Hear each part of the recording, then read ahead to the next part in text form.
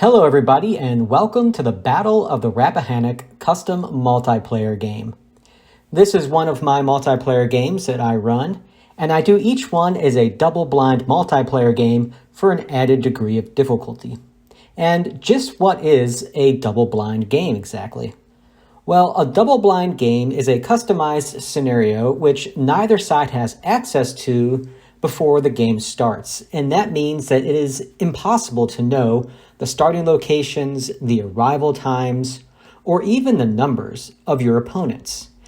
In this multiplayer game, on the Confederate side, we have Tom, Tim, and Michael, while over on the Federal side, we have Walt, Jim, and Robert. In every multiplayer game that I create, I also create a backstory to go along with it. And you can feel free to hit pause here if you would like and read this in full. But basically, it is June of 1863. Both armies have already fought the Battle of Chancellorsville, and both are being restructured as a result of either Stonewall Jackson's death, or in the case of the Army of the Potomac, Joseph Hooker's desire to rid himself of his enemies within the army. And this is where it begins to sort of take an alternate history approach. Rather than Lincoln eventually relieving Hooker of command, in this scenario, he maintains control of the army. Before we get into the game and we move forward, let's first cover the rules. So the optional rules that were selected are on the screen there. Nothing very unusual. For night rules, we allowed movement only behind known lines. We did implement an 8 guns per hex rule as well. One thing that I do in all of my multiplayer games is I figure out a way to make communication much harder. I'm not a fan of purely open communication from beginning to end. I think that's just too easy.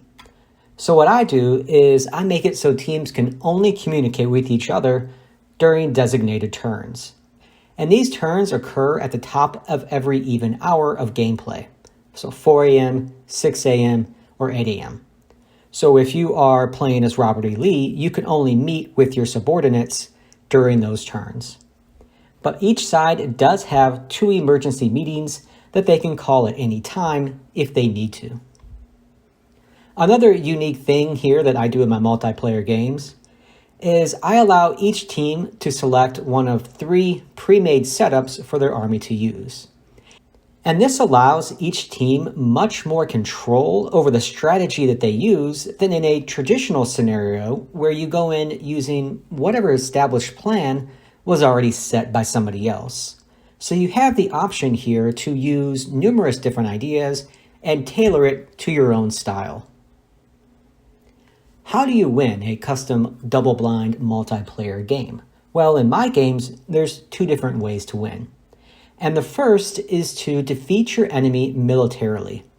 And this entails simply inflicting heavy losses on them to where their army can no longer continue to function as a cohesive unit. But how exactly does that work? Well, each side has a preset point limit that they cannot cross, or the enemy will gain the victory automatically.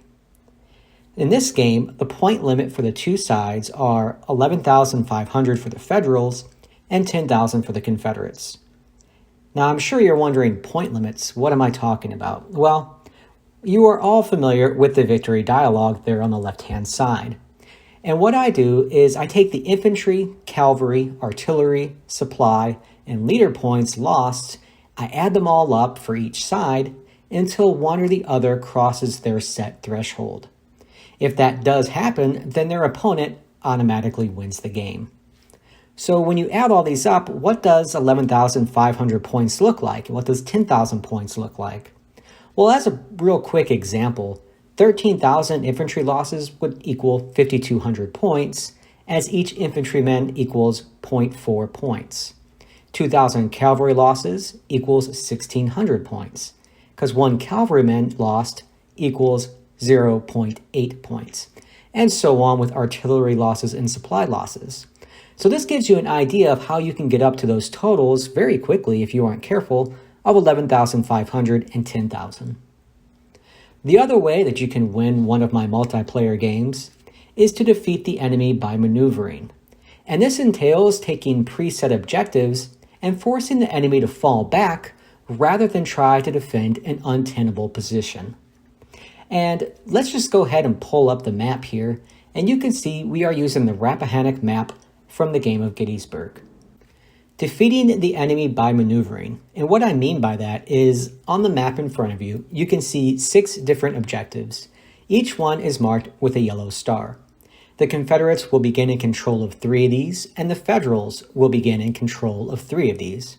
Whichever side holds the majority of these objectives at the end will be victorious, assuming neither side crosses their casualty threshold.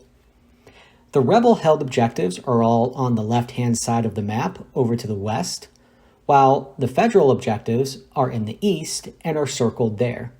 Whichever side holds the majority of these objectives by the end of the game will be victorious, assuming neither side crosses their casualty limit. Looking at the Confederate order of battle here, the Army of Northern Virginia in this scenario will have 71,000 men. And what have I done with this order of battle? Well, if you remember, the Army has been reorganized since the death of Stonewall Jackson, and because Longstreet was sent to the west with Hood and Pickett. So those divisions are not in this battle. Instead, we have new corps commanders and also a new corps in the Army. Anderson has been made the 1st Corps commander, Ewell has been given 2nd Corps, while A.P. Hill is in command of the new 3rd Corps. Lee was also reinforced by soldiers from the Carolinas who are largely untrained. And this is especially true in Martin's brigade in McLaws's division, which is filled with nothing but E-rated soldiers. Commanding these units, Tom is going to act as Robert E. Lee.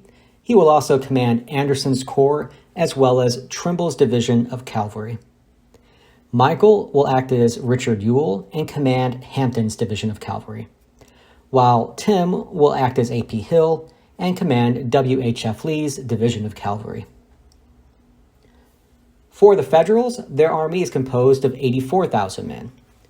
They have 3 grand divisions, which Hooker has created. The 11th and 12th Corps were sent to the west as a result of the Confederate transfer of Hood's and Pickett's divisions. And when Hooker organized his army into 3 grand divisions, this is where history takes a left-hand turn a little bit. Why would he do that? Well, you have to remember that Hooker was very concerned about a mutiny within his officer corps. And in my alternate universe, Hooker has decided that he can trust only 2 people in the army. Reynolds, whom he knows has turned down command of this army, and Daniel Sickles, who was the only corps commander who backed Hooker after the Battle of Chancellorsville. As a result of this, he has split his army into 3 parts, given 1/3 of it to Sickles, 1/3 to Reynolds, while he commands the other third and is also the overall commander. Walt will act as Hooker in this battle and command his center grand division. Robert will act as Reynolds and command the left grand division, while Jim will act as Sickles and command the right grand division. What we're going to do now is we're going to compare the 2 sides. And the reason I wanted to do this was to show you how the thought process goes whenever you create a scenario. And maybe this will be helpful for some people to look at and to realize how much thought goes into these custom scenarios and what the scenario designers actually do or should be doing whenever they create a scenario. So we're going to start with the Federal forces and the Confederate forces pulled up on the screen.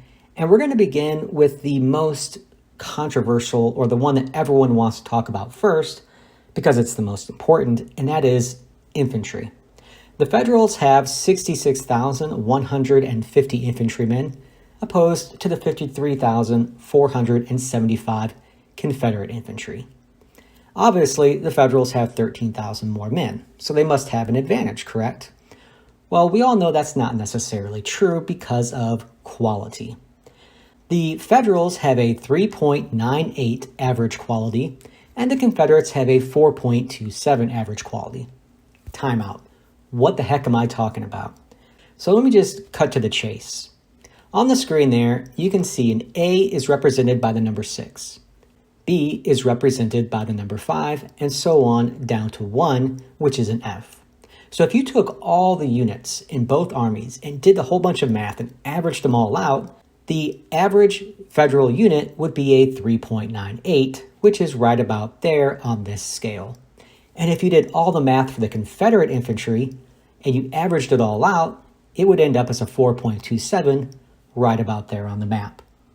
And this all has to do with how do you make things fair.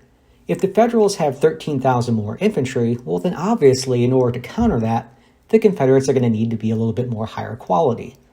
Where these two quality ratings lie really has become such a sticking point with some people that they just can't get past it. And I think it's a mistake to concentrate too much on just quality alone and say that, well, whichever side has higher quality is obviously going to win.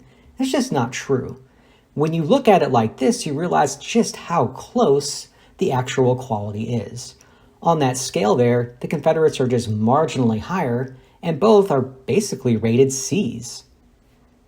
Moving on to rated above average, and this entails units rated 6 or 5, A or B. And there are 12,275 troops rated above average on the Federal side. And there are 20,500 troops rated above average on the Confederate side. So the Confederates do have an advantage there, and this is what makes them a 4.27 as opposed to a 3.98. But when you look at the overall huge average quality of soldiers, you will see that the Federals have 53,125 average men versus the 30,875 average Confederates. And that is where the bulk of both armies lay, is in that average to above average category.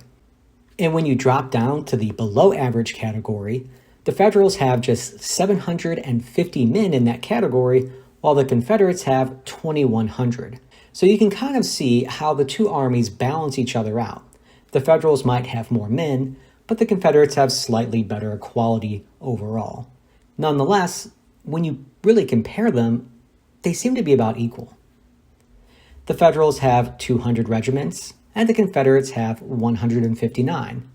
The more regiments you have, the more things you can do on the map, and it really makes it easier. So that is an advantage for the Federals. Another advantage is the 43 brigades that they have versus the 31 Confederate brigades. More brigades equals more strategic options. So are these sides evenly matched? Well, first off, remember that neither side is the attacker. If one side or the other was designated as the attacker, I would probably give them a more noticeable advantage. But I did not do that here. I tried to make the two sides as even as I possibly could. And the endless debate is, well, are the two sides even? And because I'm the scenario creator, in my mind, these two sides are even. Yes, they are absolutely even. But that is my opinion only. Somebody else looking at this might say, you should have given this side this, or you should have done this over here. And there is no end to the second guessing that goes on anytime you create a scenario. And that's why I wanted to show you just how much thought goes into these scenarios. Moving away from the infantry, let's just compare everything else real quick. The Federals have 6,575 artillerymen versus 5,550 for the Confederates. This amounts to 263 cannons versus 222. And again, when you get into these yin versus yang, while the Confederates have fewer guns, they have more sections. So they're going to have a greater ability to maneuver around the battlefield with their 75 sections against the Federals' 63 sections. And once more, we swing back the other way. While there are more sections in the Confederate Army, the Federals have 1,500 more artillery shells to play with.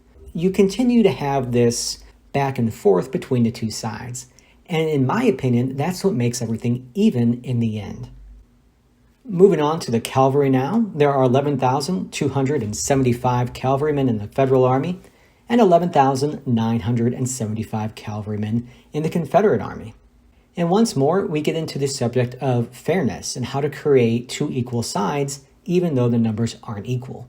And in this instance, there are 11 additional Confederate regiments, but they are offset by the fact that the Federals have better overall weapons with their cavalrymen. So you continue to have this play between the two sides of you have this advantage, but we have this advantage. And you have to learn to use the advantages that you are given in any battle. We're also going to look at the generals for the two sides, because I often hear that, well, one side or the other has better generals, and that's something I can't really control. But the ratings are not that crazy. You have 3.36 as the average command rating for the Federals versus a 3.8 rating for the Confederates. And the Federals actually have a higher leadership rating than the Confederates do. So even the ratings of the generals are very comparable to each other. So I say all of that to bring you back to the question of, are these sides evenly matched? And as I've already said, each side will always have advantages in some ways which are evened out by others on the opposite side. And so, yes, in my opinion, these two sides are evenly matched. Whoever wins this custom multiplayer game will do so because of superior strategy and superior tactics, not because the two sides were uneven, at least on paper. So what am I looking forward to in the next part? Well, I want to go ahead and get started. I want to see which plans the two sides select, and we're going to go over those plans in the next episode. I also want to see how each side approaches this battle. There is no designated attacker. Will one side or the other decide to attack, or will they both be defensive? I truthfully don't know. And that is always what's fun about doing these multiplayer games. I can create them, but both sides have the ability to control their own destiny. I really appreciate you guys watching. This was just part 1, and there will be numerous more coming down the road. I hope you've enjoyed it, and if you have, give it a like on here, and be sure to check out episode 2 later on.